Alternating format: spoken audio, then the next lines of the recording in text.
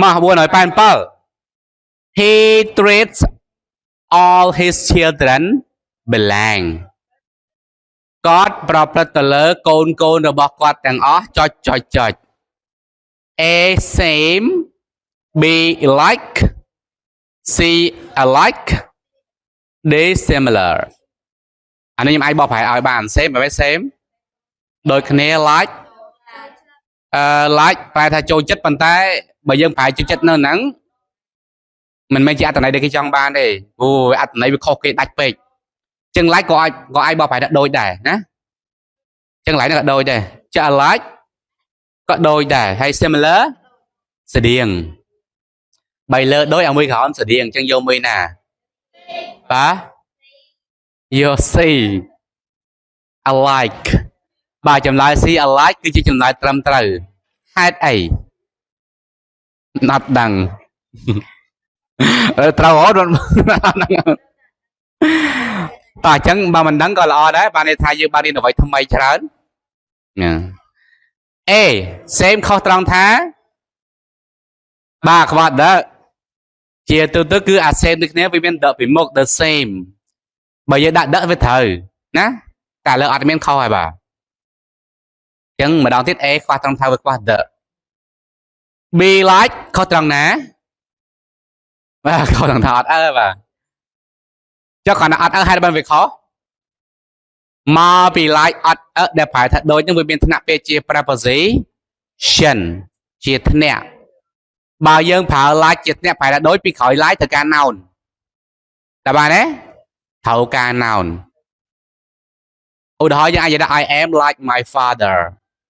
I am like my father ប្រែថាមិនដឹងហ៎មែនខ្ញុំចូលចិត្តឪពុកខ្ញុំឯងខ្ញុំគឺដូចឪពុករបស់ខ្ញុំពីក្រោយ like ដែលជាថ្នាក់ប្រែថាដូចនឹងវាមាន my father ជា noun ត្រូវការ like នៅពីក្រោយថ្នាក់នៅពីក្រោយ like ដែលជាថ្នាក់វាត្រូវការ noun ឥឡូវបើយើងមានទេអត់មានអញ្ចឹងខុសត្រង់ហ្នឹងចុះ AD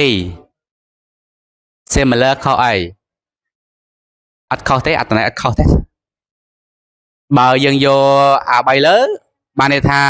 គាត់ប្រព្រឹត្តទៅលើកូនរបស់គាត់ទាំងអស់ដូចគ្នាហើយបើយើងយក D គាត់ប្រព្រឹត្តទៅលើកូនរបស់គាត់ស្តៀងគ្នាអញ្ចឹងដូចគ្នាស្តៀងគ្នាមិនជាបញ្ហាអត់ខុសទេបាទអត់ខុសទេអត្ថន័យគាត់ប្រព្រឹត្តដូចក៏បានស្តៀងក៏បានអត់បញ្ហាទេបាទចុះខុសអីចឹង D ហ្នឹងខុសត្រង់ថា D similar ហ្នឹងវាមានថ្នាក់ពាក្យជា adjective ហើយរបស់យើងអត់ត្រូវការ adjective ទេ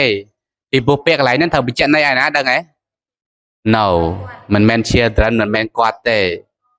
បាទត្រូវបញ្ជាក់ន័យឲ្យពាក្យ treat ដែលមានថ្នាក់ពាក្យជា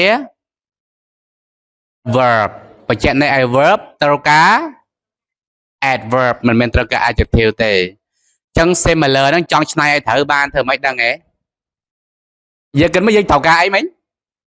ត្រូវការ adverb timely ឲ្យវាត្រូវ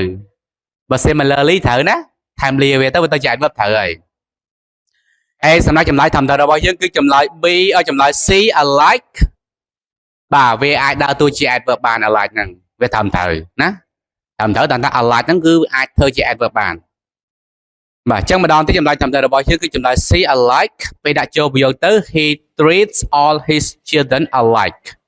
បានន័យថាគាត់ប្រព្រឹត្តទៅលើកូនរបស់គាត់ទាំងអស់ដូចគ្នាអត់មានលៀងទេ